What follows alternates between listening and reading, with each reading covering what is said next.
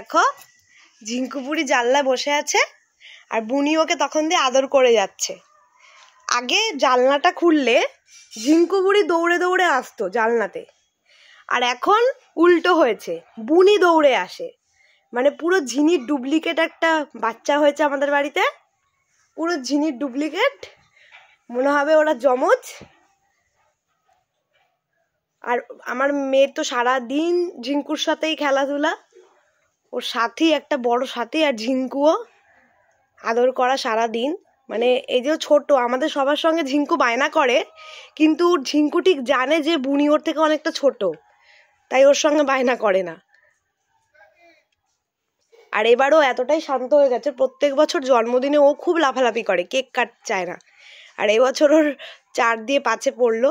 ঝিঙ্কু এবার আনন্দ করে কেক কেটেছে। দেখো আমার মেয়েকে, দেখো ঝিঙ্কুর পা নিয়ে খেলছে এখন।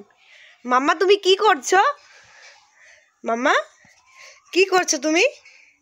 ঝিঙ্কু মামামের পা নিয়ে খেলছো, আদর করছো মাম্মামকে? আদর করছো?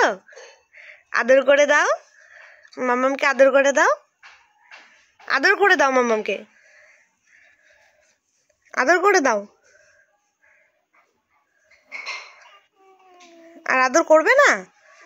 না না বলছে ও, না।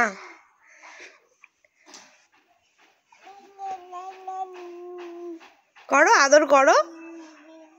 ঝিনি, এই ঝিনি,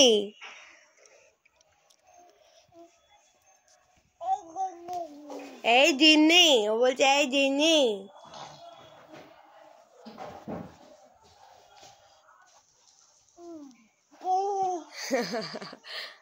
ওই জায়গা দিনি দিনি মাম্মাম, ওর পাটা বেরিয়ে গেছে, ওটা নিয়ে খেলছে।